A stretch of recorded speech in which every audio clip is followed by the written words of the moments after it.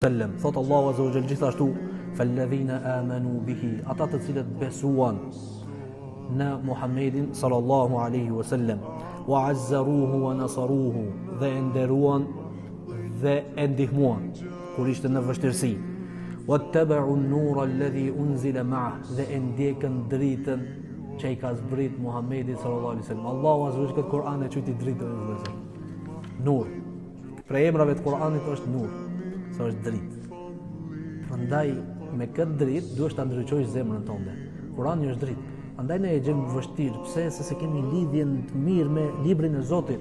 Kjo dritë që me të ndriçu gjoksi, me të ndriçu jeta jashtë pastaj. Ai i cili e bardh fjalën e Allahut azza wa jall, i ndriçohet gjoksi, i ati i largohen depresionet, streset, problemet dhe i ndriçohet edhe jeta e kësaj bote, se Allahu dritë e ka thujt këtë Kur'an.